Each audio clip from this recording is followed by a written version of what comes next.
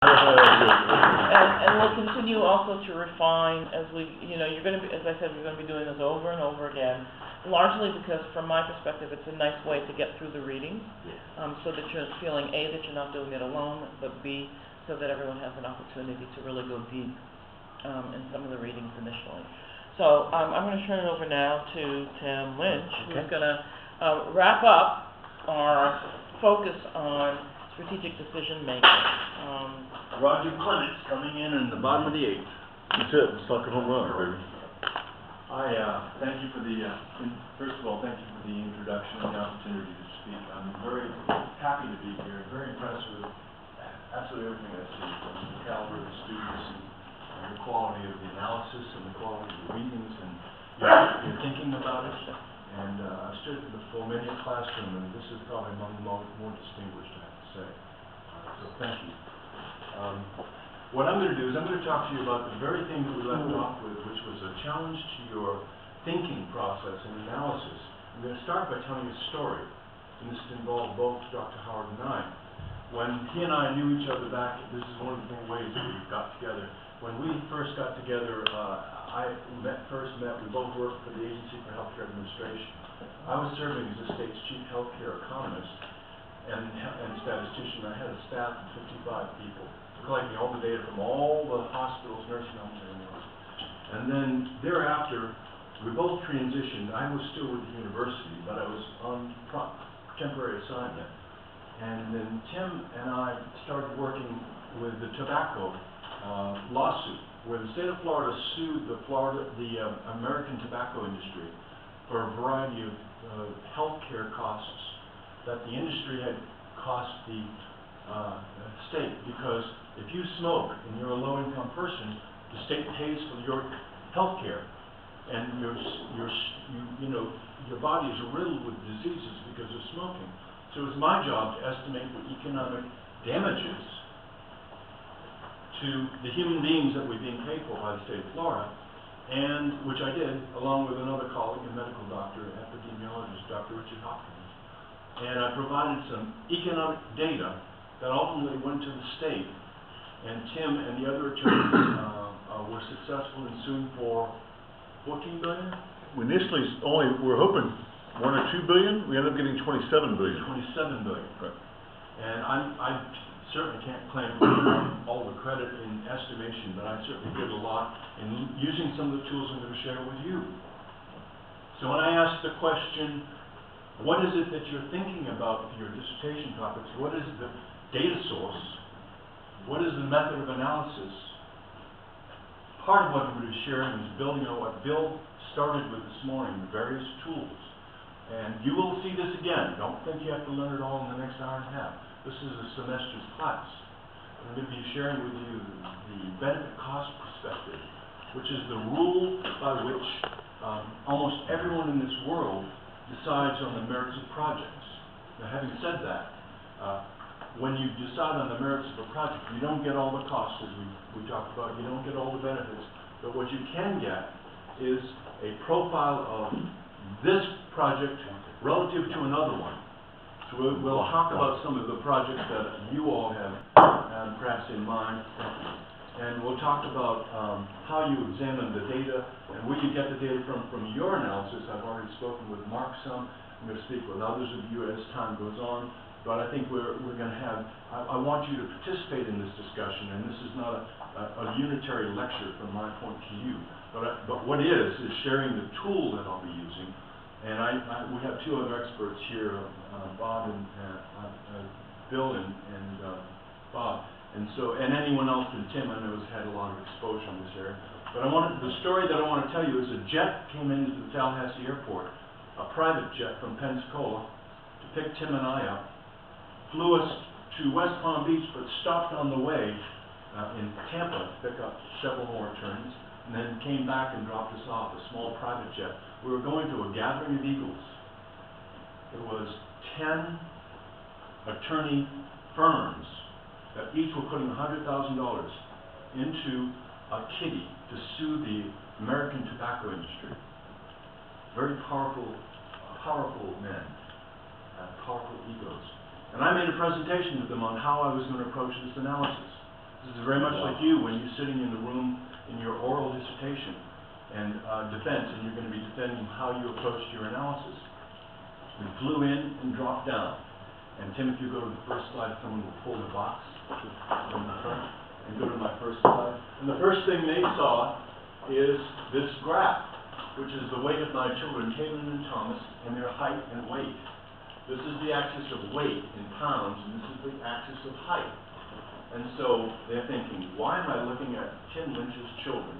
My son is younger, 2 years younger. My daughter, being 2 years older, was typically a good bit taller than him through these years. They were probably between the ages of 6 and 9. This is representative data, not actual.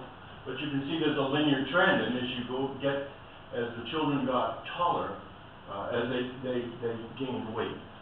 Now the question was, why was one curve below the other? And my son, a male person, is built heavier than a female person. So at any given height, my son was heavier than my daughter. Makes sense, doesn't it? He, of course, got very upset. He was 7 years old, and he broke into tears, and he said, "You called me fat." And he was very convinced that I was criticizing him, but in fact what I was doing is, if you're born as a child of an economist, you're going to be measured. Emotionally and mentally. So I took this as showing the difference between two individuals for a specific parameter, weight and height, represented at any given time in their life. If you go to the next figure, and I said, this is exactly what we're going to do in the context of the tobacco lawsuit. We're going to look at non-smokers. Their costs are typically lowered at every age, and smokers at every typical age. So there is a gap between the non-smokers and the smokers, and that is the legitimate area for capture by the state of Florida, which turned out to be $27 billion. They hired me. I paid off my loan.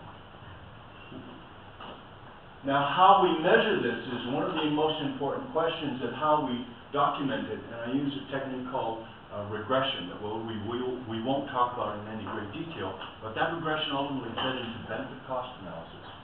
Correctly prepared, benefit cost analysis is the most important tool you will be exposed to. And it's not that hard to use, especially with spreadsheets these days, and you all will have access to those spreadsheets.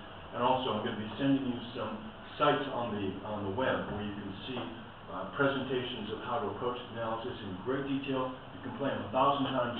Don't think you have to learn everything here. You also have this. We sent out this presentation to you, so you have this in your email somewhere. So one of the most important things to think about is, if I did this analysis, and this is data that is 5 years old, does that accurately represent the real cost to the state of Florida? No. Why? Because if it's 5 years old and you put the amount of money that we talked about in a bank, which states do, they invest in things, right? That money would be compounding over time. Yes, no? True. So would it be worth more in 5 years or less in 5 years? More. Okay.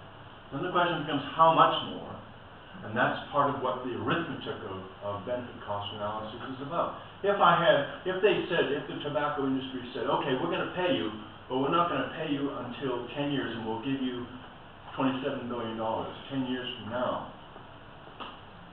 Is $27 billion today worth the same as $27 billion in 10 years?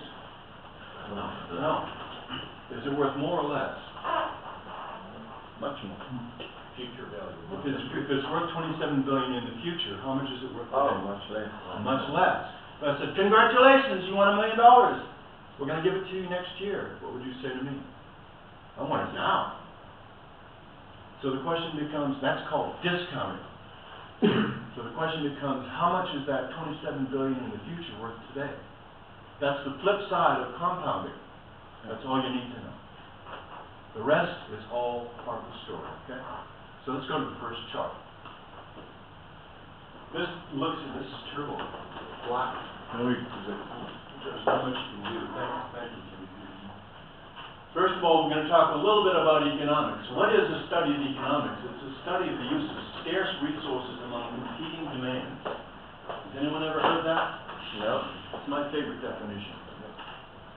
why are things scarce? Everything in life is scarce, especially time. All resources are scarce: land, water, minerals, human labor, and life. Skills, air, water. These things are finite, aren't they? And if I use it for something, that precludes you potentially often from using it. If I build a house, if I extract ore, if I dirty the water, if I pollute the air, those are all finite resources. And so we're all competing for them because we're all breathing. We're all competing for these resources for productivity. So efficient economic value is ideally when it's a win-win exchange between a willing seller and a buyer in an arm's length exchange transaction where each person in the transaction receives greater value in the exchange. This is the key to the most efficient economic growth across the world's economy. What does this mean?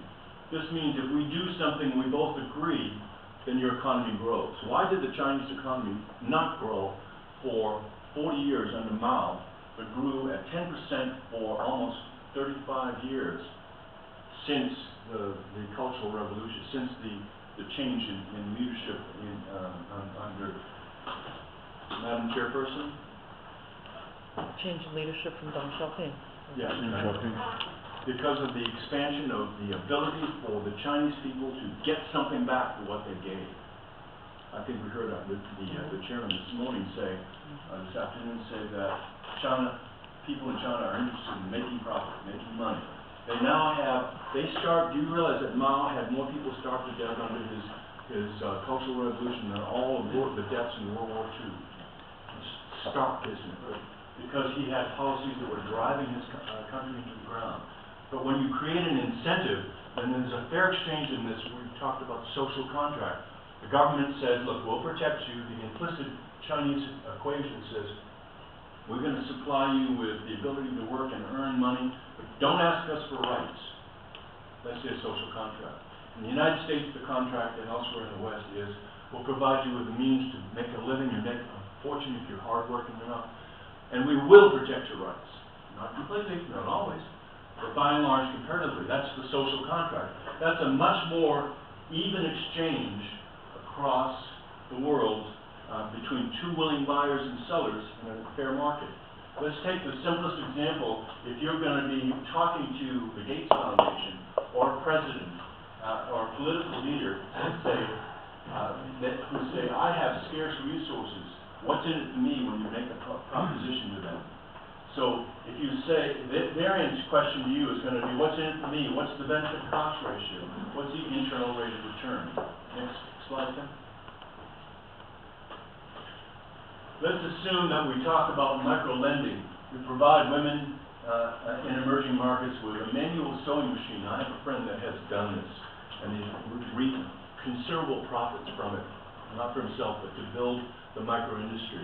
Let's presume that you give these women human capital development training, the use of the machines and the skills to take scarce resource materials, wool and cotton, and with their labor, skilled human value, they produce a product, cloth. And in the fair marketplace, exchange of those products with higher values in exchange, and they receive money for their product.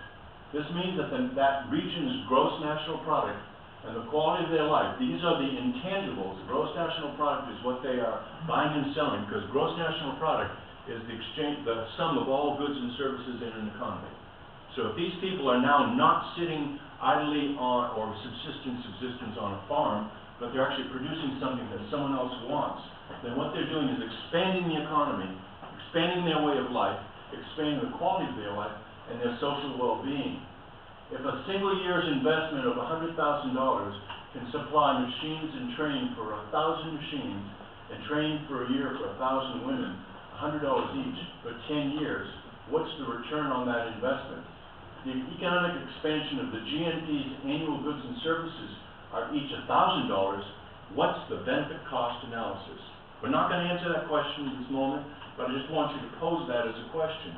In the other context, when Adam and I spoke offline, he's not here, but we talked about if you wound up going into eradicating, like the Gates Foundation, polio, or smallpox, or in fact, one of the greatest protections these days in the emerging world for protection against AIDS is circumcision.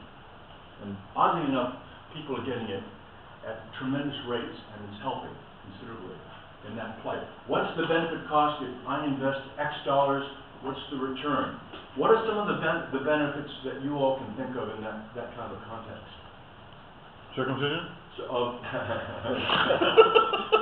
that too. But if you go in and have a medical...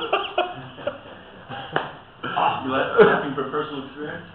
Yeah, I guess, I don't remember it, but yes, I do, I experienced, whatever, yes. TMI. By watching my Tim, boys, continue. No. watching my sons be. Tim, continue. What are some of the potential benefits from a medical intervention of that sort? Now, going back to the micro-lending, I remember you suggesting that some women use the money for education. So if you were doing an analysis, to me, or to try to convince the president or CEO of an NGO of the merit of this approach, one of the examples you would use is not just the benefit to the women and the expansion of the economy, but also education. And what happens when women become educated, we know. It reduces the number of children born, and the economy becomes more efficient, and there is a return on the investment that continues to rise with better health, better quality of life, and these kinds of investments. What would happen with a healthcare intervention of the sort we're talking about? Some ideas. It goes down to health. The first example you use? Let's stay away from the circumcision. Let's stay with polio. Let's say we have an intervention where we eradicate polio, smallpox, or other communicable diseases. What would be the benefits? Some of the benefits, quantitative and non-quantitative. Healthier people, more productive, and reduce your healthcare costs. Reducing healthcare costs. Anybody else got any other thoughts? Education? Yeah. Other thoughts? More self-sufficient. I got a happier population. Happier population, quality of life. Robust growth, potentially. We're unleashing the economic power in people's willingness to continue to be self-fulfilling in terms of the goals of their life, aren't we? Yeah. We eradicate, and so all of a sudden, not only do we have a child that doesn't have polio, but her mother and brothers are now freed from the burden of caring for that child. Yeah? This is economics 101, kids, and this is the real deal. These are the projects that you all can embrace and understand the value of, because they apply to not just Africa, not just India, not just the United States, but across the world. And these are the economic values of things that I do every day, have done every day in my 40-year career. I'm looking at healthcare, environmental benefits, and things of that sort. Okay, can someone? I'll do that. While I'm doing am I going in the right direction? Yeah. Yeah. Okay. One of the things that strikes me. Can I go back here just for a second? Because we've been talking a lot about this micro-lending and micro-enterprise for women. Right. And I think consistent with your notion of cost-benefit analysis and win-win, there are some interesting things that we've been finding out in 4 to 5 decades of micro-enterprise. One of the first things that we found in the notion of sustainable development is it hasn't had the societal impact in the end that we thought it would have. In other words, the notion was, if you give micro-enterprise for these women in a village setting, you're raising the standards across the board. In effect, one of the things that we found is, while those women tended to have a lower incidence of childbirth, we also found that the incidence of domestic violence increased dramatically in those villages over the long term. And indeed, we found women who, although they had the opportunity, because there was a shift in what had been the traditional balance of power in the context of that village, wound up in many ways enfranchised, but violated in different ways than they had before. So for me, that's important because, again, from an econometrics perspective, we say micro-lending makes sense. It has inherently the possibility of win-win. Right. However, unless you do the next part of it, Right. and that is the superimposition of, and I'll stop there, because that's, No, leave it there for a minute, let's talk about, I'm trying to get you guys to interact with me, okay, and us. right. Not just me talk to you, so this is the kind of, okay, so part of that would be expansion of what Bill talked about earlier, about do more than just benefit cost analysis, you have to do, ethnographies, looking at how, okay, perhaps it works in part of Africa, but not another part of Africa. Right. Where does it work and under what context? The same thing I think you would say, now, correct me, because I'm not an expert in this area, and I know you are. When you expand education, women's education specifically, I know there's some good things, but I bet there's some downsides too. Right. The stature of the manor, all of a sudden challenging, that's what the Al-Qaeda thing, a lot of it is, I believe, but Right. externalities, and those are the things. What is an externality? Who can tell me? Encore.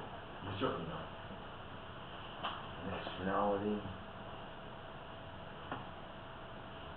The law of unintended consequences. You do this, but that happens too. You build a power plant and have electricity, but you have air pollution and respiratory diseases. That's an externality. You educate a woman, and her husband decides to beat her because he's lost stature in the community. Externality. Because I say this is a good thing and we can measure the benefits in terms of productivity, does not vindicate you as the analyst from incorporating all of the externalities, the things that are byproducts, unexpected things that happen on the way to something that you expect. Okay? Mm-hmm. That's an externality. Thank you. Okay. Okay, which quantitative and qualitative benefits and costs can we identify? For other examples, we've already talked about this, providing family planning, basic sanitation. You know, because there are some negative externalities, doesn't mean we should stop doing these things. The family planning thing, I almost fell over backwards when I realized after circumcision, and men were actually saying, bring it on. Why? Because they were getting less disease.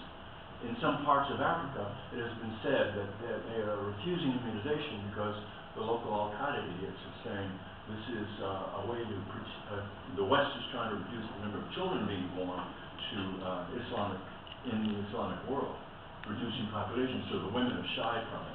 There are all these complexities associated with these programs. Nonetheless, this is the tool of choice for understanding how these things are measured. So let's go to the next slide.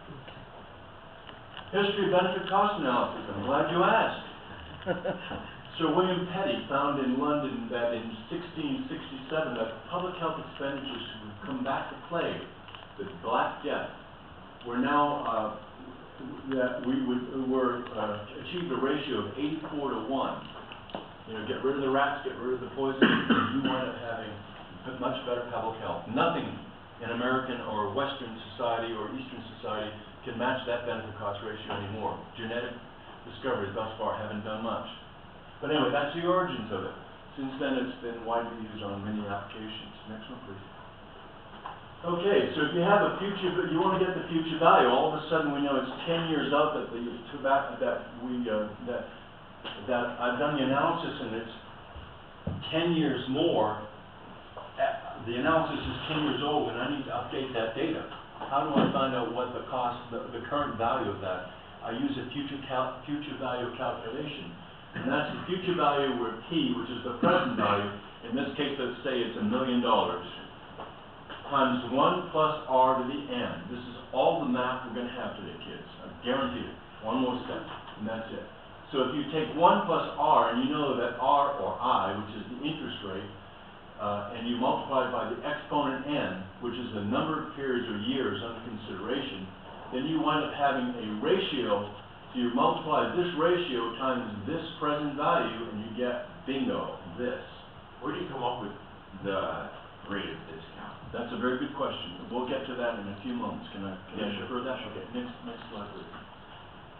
So if you follow my logic, and I say that 9% is the chosen rate because those so-and-so tobacco guys have been really causing a lot of havoc, and if we take $1 million, if I multiply 1 plus 0.09 to the exponent 1, it comes out to be 109. If you have 2 years, and it's 1.09 to the exponent 2, that means 1.09 times 1.09, just 2 times that little equation, and you wind up having 1.19. So 1.09 times 1.09 is 1.19. If it's 10 years, it's 1.09, 10 times each other, and you come up with 2.37. That means that $1 million in the bank has expanded from $1 million, 1,090,000 to 1.188 million, up to over 2 million in 10 years. Well, the tobacco companies didn't expect that to happen, but when we hit them, the original cost was something on the order of 13 billion. But when we got the final calculations and put the multiplier on it, it really, really took them down. But they did pay it because it's the way that we do this stuff in financial analysis. So you're saying $1 million today with operating this would be obviously 1,090,000. This is not, I guess, this is not technically a calculation of net present. No, it's not net present. That's different than it is. Okay. That's right. This is step one. Okay. I'll give you an example. My father, I grew up in the Boston area, and my father was a janitor in Malden Public School. He earned $5,000, which in that time, in 1950, was pretty good. House cost $16,000, a reasonably good house. That $5,000 wouldn't buy anything. A factor of 10 today is a reasonable income, and a factor of 10 times that house price is a reasonable price for a home. So inflation moves things forward, right? And that's what this is about, is that in the bank, that money earns money. In fact, is anyone in here, I know we have very many wealthy people, but if anyone wants to be a millionaire, if you go to the next slide, I'll show you how to do it. Okay, well, we're going to the next slide. A question, okay, so I'm a non-mathematician in the room here, but looking at it from the perspective of the tobacco industry, you said they were blown away by this and didn't expect it. I would expect, here's the sociologist in me, I would expect that the tobacco industry would say, okay, here's what they're going to come at us with. How do we protect ourselves against that? Right. Did they do that? They did. Oh, okay. I spent 2 days. I'm assuming they. I spent 2 days being deposed myself with 3 lawyers, my lawyer and 2 of their lawyers, and they tried to draw and quarter me. And the result was, the actual best part of this story was, I had all of the federal government's economists helping me. And so we had the best research from across the country and models that they had developed as well as our specific model. And they rolled in we rolled in their models, and they weren't just fighting with me, they were fighting with the federal government and their models. So they had to they had to strip down the model from the federal government, which they couldn't do because it was based on science. Because for me, the intervention points are going back to what Ankar asked initially in terms of that interest or discount rate. How did you get to that? That's the first place I'd attack you on that. So where did that come from? What's the grounding of that? I see how the formula works out, but you got to prove to me that I is a legitimate valuation. In those right? days, in those days, that's 9 is just an example. This was the rate of interest that you could earn. Exactly. And one of the ways is the alternative investment. Okay, go ahead. So one of the ways you think about that is if inflation today is 3.5, that means the $100 you have in the bank, technically next year is 97. The simplest form is 97 or $96.5, right? And you go on. So taking the inflation rate is like just the basic rate or the bank prime lending rate. So if you just look at the bank, they'll say prime rate, you use that. That's the rate. Exactly. Okay, so that's what I did. And the real point of this analysis is often the following. It's that you don't have just one way of doing something, but you have 10 ways of doing something. And you use the same discount rate for all of them to get the highest benefit cost ratio. So let's go back to the example of healthcare in a village in the developing world. We heard the chairman speak of 2 or 3 different processes for treating hepatitis, right? Likely there's medication of the conventional form. There's this new form that he's talking about. There may be other forms, who knows, I don't know. But take that as an example. If you use those 2 or 3 examples of how to treat hepatitis, you would measure the benefit-cost ratio, right? Then you take the one that has the highest return on investment, the highest benefit-cost ratio, and that would be, and we spent a lot of time arguing about that 9, I will tell you. Now, the more technical answer to your question, which I now will answer, is that it is the long-term, it's the most secure money investment you can make in your economy. And that's typically defined as a 30-year treasury bill. 30-year treasury bill is the lowest interest rate charged, but it's secure. So if I do nothing else and I put my money into the bank and get that long-term interest rate, now it's 1%, 1.5%, that's my true discount rate.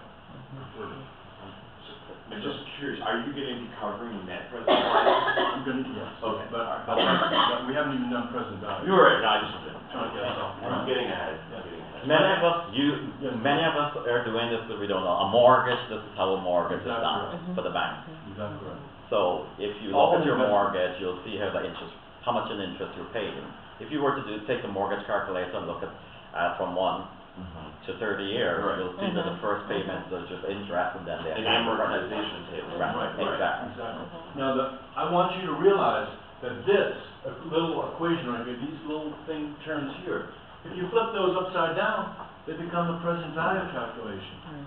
Okay, let's go to the Yeah, next. and I understand that in terms of how the formula works, but if you look at exactly what's happened in the banking industry, the manipulation Yeah. of that interest rate Oh. makes a huge Oh, difference, right? An And example. that's what so, An example is if you take that 09 and that 1, and you start dividing that up into monthly payments, or daily payments, or hourly payments, they can, you increase the rate, the mathematician will tell you, increase the rate of return on that annual amount by a factor of 12% over what it would be on an annual rate. Why? Because you're calculating the interest on more periods, right?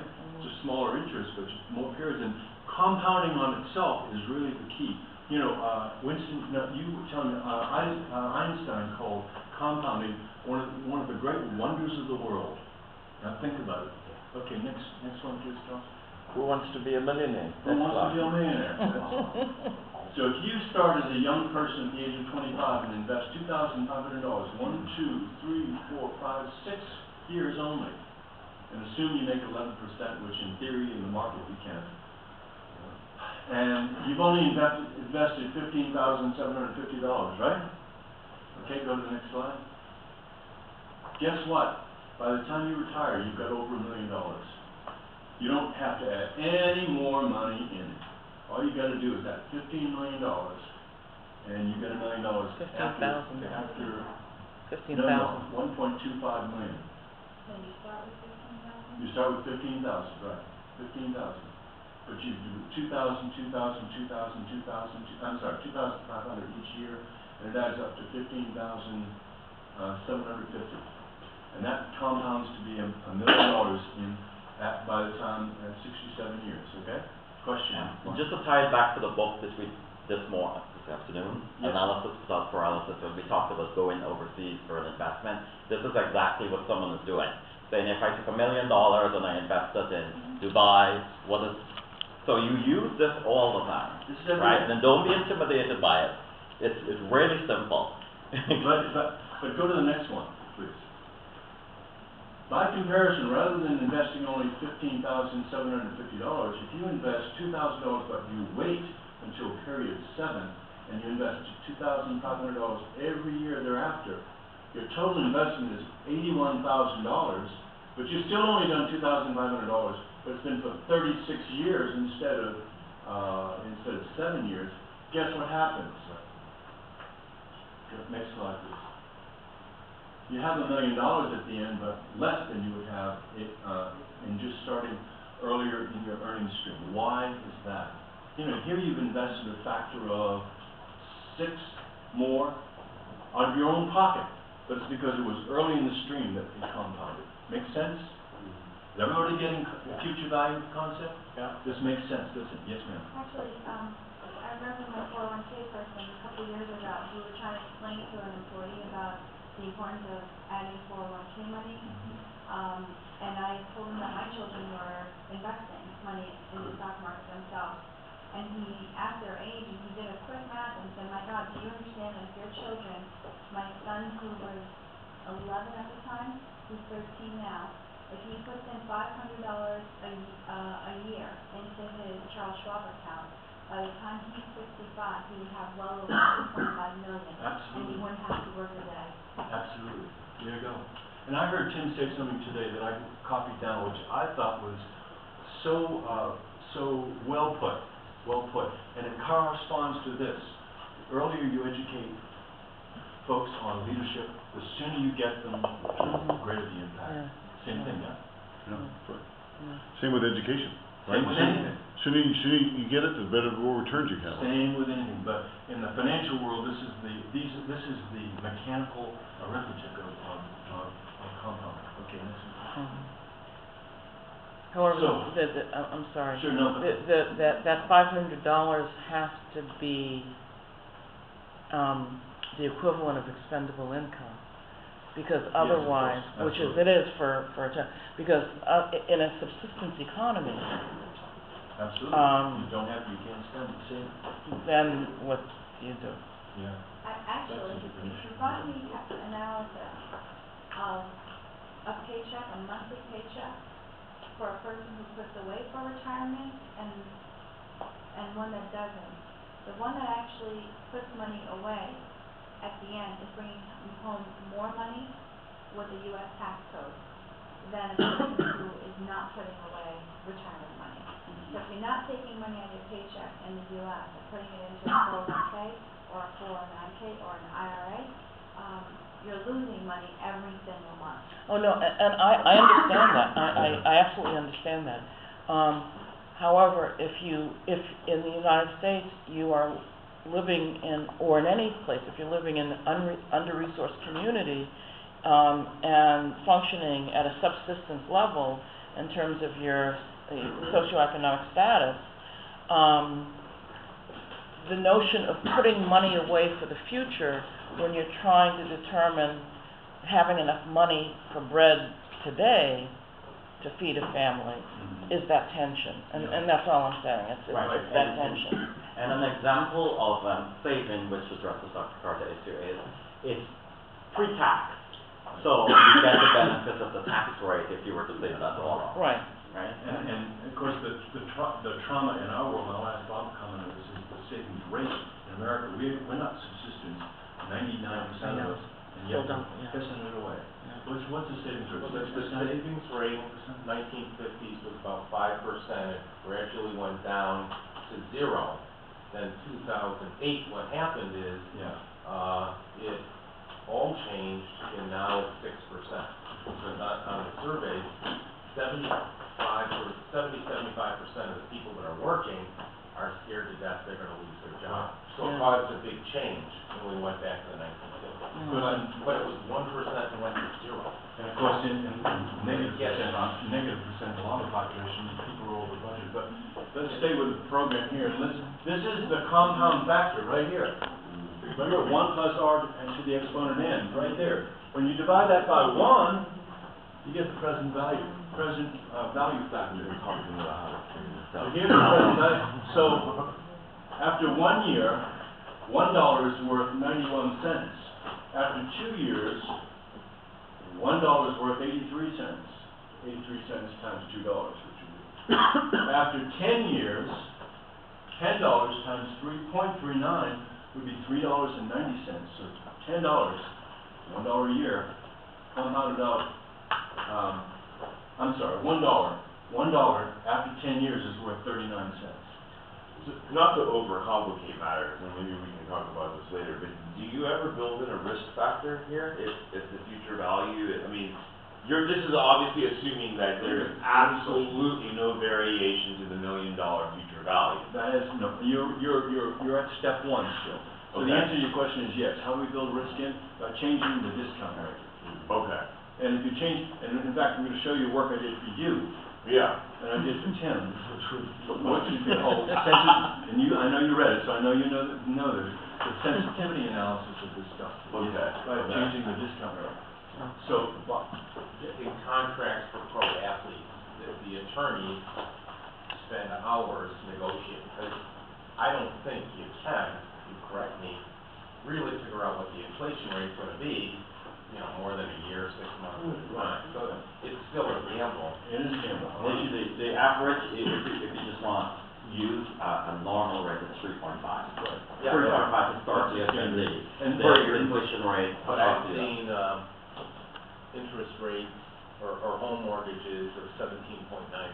Yeah, right, I was gonna say that too, that's right. If I'm negotiating, if I'm a hockey player and I negotiate 3.5%, I'm still making too much money and I'm happy. But, you know, if you're an attorney representing somebody, this is huge. We've seen in this country in my lifetime, and you guys were there, I know, these other guys are too young, you were there too. In the 1970s, we saw negative discount rates. So what does that mean? That means inflation was going up higher than the interest rates you could get in a bank. So in fact, you were 2 or 3% higher. So it was a good idea to borrow as much money as you could, put it in anything because it was going to be worth more than what the inflation acceleration. And so, Tim. What happens when, like nowadays, we have almost a zero interest rate? Well, there's not, you can't go below zero, and so everyone's pumping the market. And, you know, all the fiscal analysis, the feds in America and Europe are trying to stimulate buyers, investors, and they've got their hands in their pockets saying, we're not investing because we're gonna lose money. You can't stimulate them if they're afraid, and that's the answer.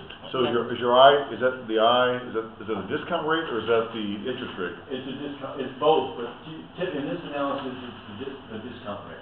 Now, if you're looking at the interest rate, in fact, separating out inflation from actual cost of money, invariably inflation is less. If it weren't, you would never have a real interest rate. The real interest rate is the difference between those two. So if inflation is 3, and you can get your money and pay it back at, what's a mortgage now?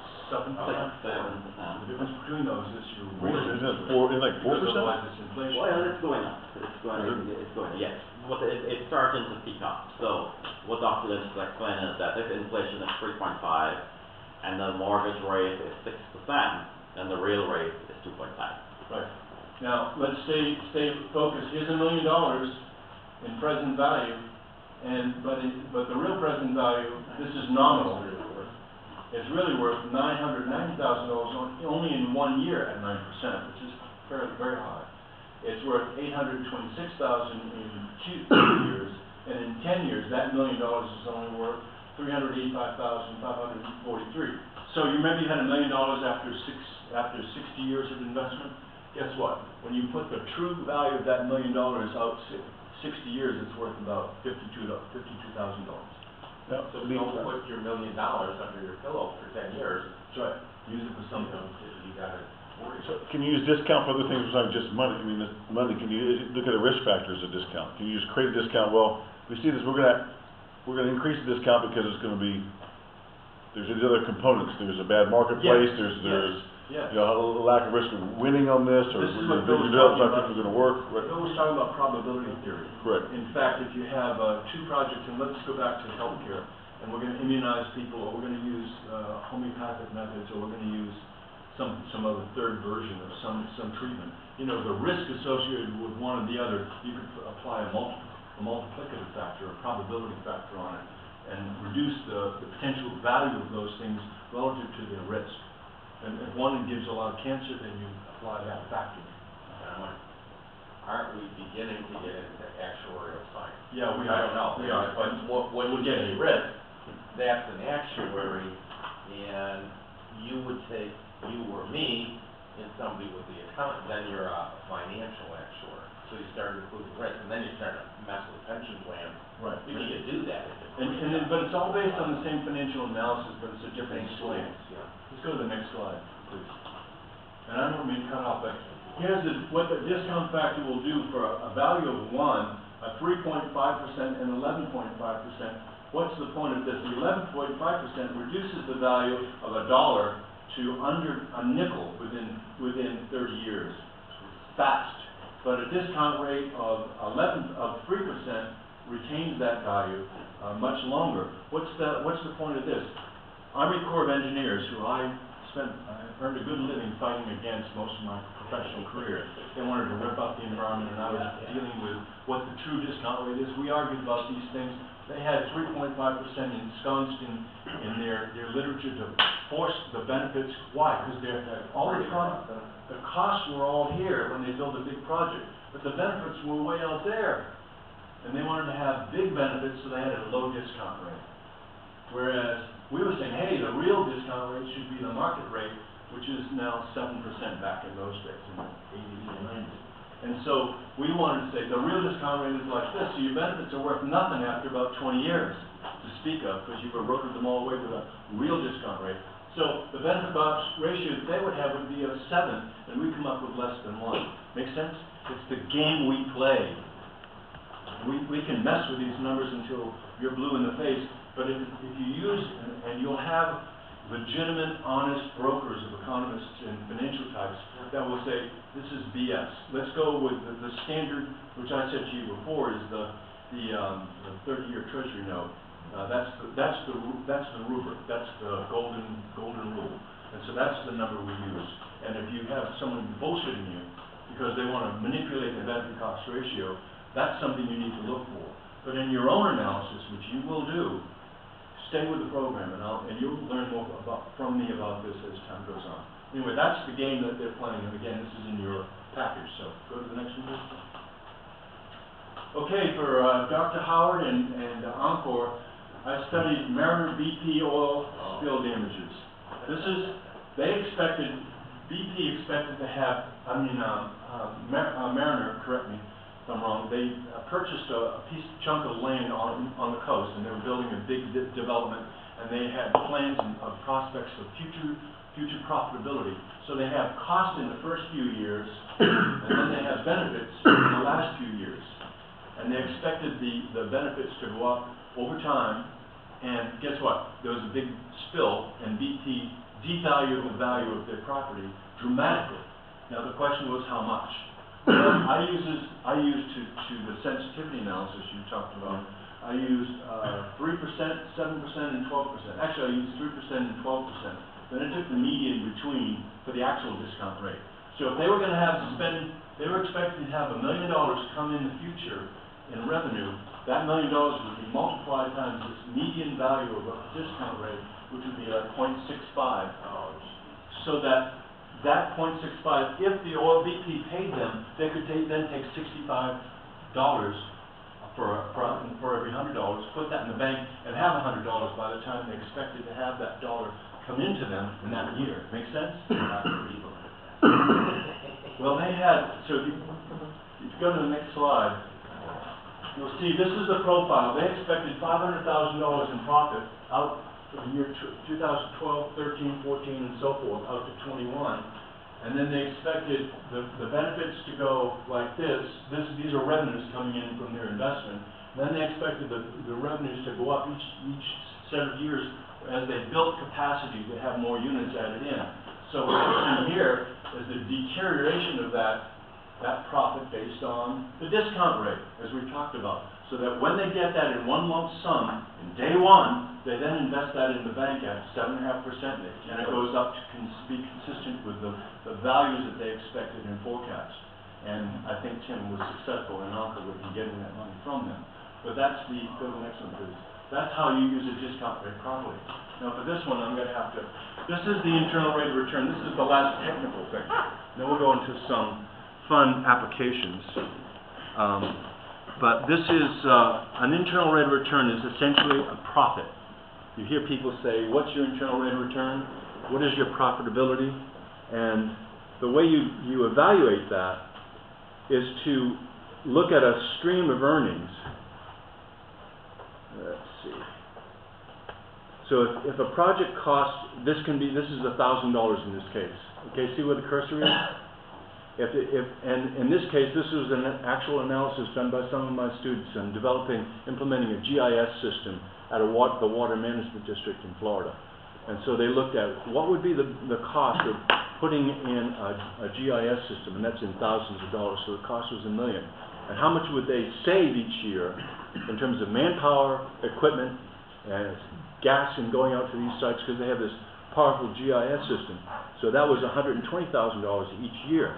So the cost is there, and think of this as someone building widgets in a factory, and their investment is $1 million, and they have sales profit every year of $120,000. So what is their profitability? Their profitability can be expressed as 4.94%. This is a calculation in the spreadsheet called Excel, okay? So when you talk about the internal rate of return, it's how much do you get back as a return from the investment that you gave. Internal rate of return, yes? Boom, boom. It's the net present value. If you look at it over here, it's the net present value. It's where this number goes negative. It's when the net present value is 0. So it's not 3%, it's not 4%, it's just below 5%. You see that number right there? So when the net present value is squished down to 0, you know what your internal rate of return is. So the profitability is between 4 and 5, because the net present value is here, is 0.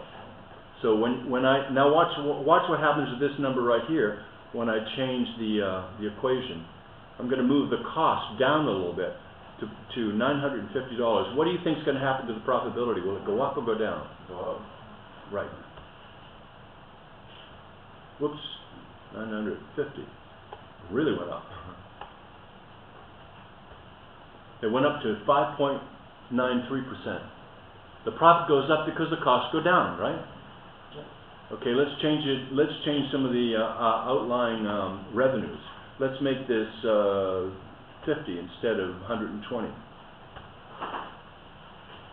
The rate of return fell like a stone because it's minus 4%.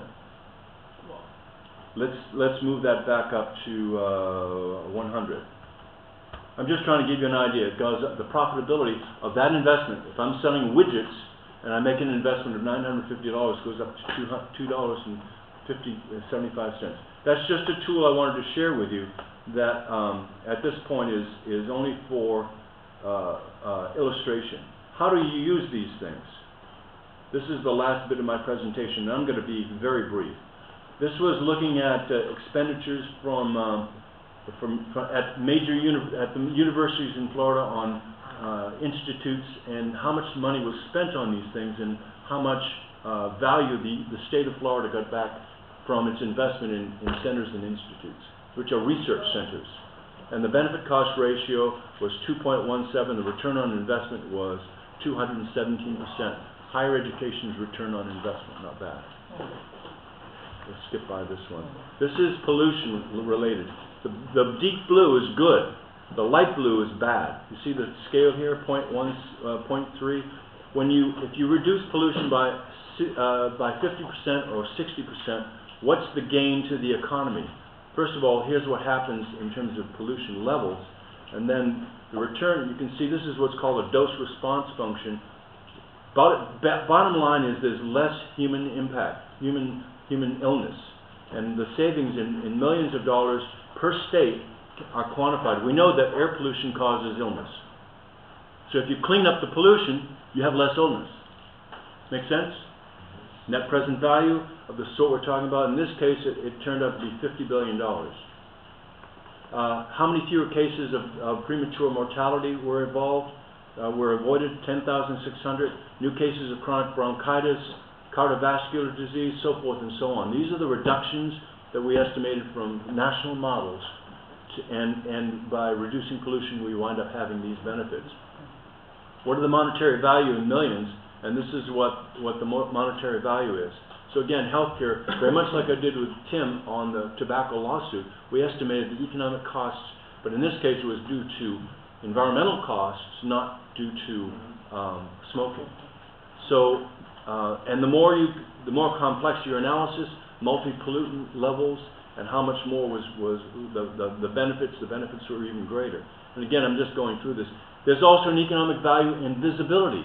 If people can't see, we woke up this morning and couldn't see outside the building. There's a direct reduction in economic value across the region because tourists don't come, and the property values decline. So in India and China, where these things are systematically a problem, all values are dropping, as well as healthcare costs rising. People are going around with masks. We've seen that for a long time. It's even worse now. So one of the challenges as a policy leader is to articulate the negative externalities of this coal burning and this growth. So you realize there's no consequences for this, and the consequences are maybe far more severe than just you control yourself. And the cost can be quantified. Correct. It's great. And the cost can be quantified. And this is my own creation, which is taken out from wave 1, wave 2, and wave 3, the third wave. I won't go through this, but I'll just share it with you on how culture and technology has evolved over time, and the good news and the bad news. I did a lot of work for superconducting technologies, and this is how much the advantage of superconducting underground transmission cables. And again, I'll let you read that at your leisure. But essentially, superconducting technologies is where energy flows through the wire without resistance.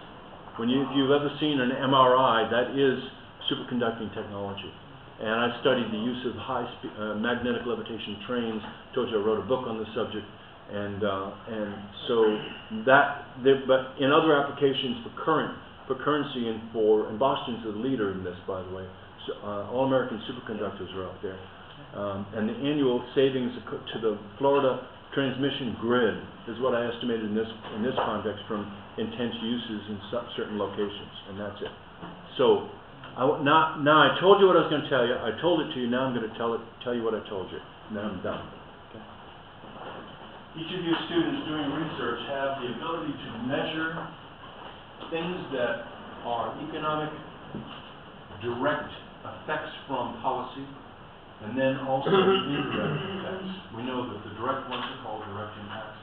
The indirect ones are called externalities.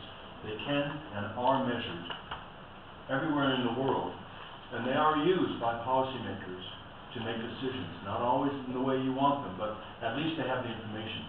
Without the information, the value is zero. You have the ability to measure, in your case, let's say on trafficking. What would be, maybe the benefits might be people become legitimate taxpayers. The black market sinks. Maybe they're using fewer drugs. They're not in hiding, so they become productive members of society. In the case of, I guess you and I spoke about micro lending or global financial flows. There's any one of the subjects we talk about have economic ramifications. We are economic beings. And so I commend to you to think creatively about how to measure these things in your economy, in the places where you're working. Look to see where other people, Google it. If there's so much online now. I didn't do it, but I thought about Googling human trafficking economics. It's there. How did they look at it? And the more that you start thinking about these things in a constructive way, and all I've given you is the ruler, the way to put these things up and measure them. Once you have them in your computer or in your hands, and I'll be happy to help all of you, of course, separately as time goes on. But I hope at least I've stimulated your thinking about how to aggregate these things in a meaningful way, in a construct that has tremendous power. Tremendous power. So one of the things that's interesting coming out of this from a research methodology perspective, and all of us, what you've heard now is an underlying theme as you begin to think about your methodology and the presentations that you've had thus far on quantitative versus qualitative. The reality of the situation is most of you should be doing some manner of mixed method. And what this provides, particularly in the context of policy or impact, is the way to begin to use economics with the kind of analysis that Tim, you present here as a quantitative analysis for cost benefit. Because in any policy, or indeed in any leadership decision, going back to this notion of the role of the leader is to take in the analysis of the data and come to the right conclusion. Yes. Whether you do it fast thinking or slow thinking. Right. That's the bottom line. It can not simply be done from a qualitative perspective of win-lose.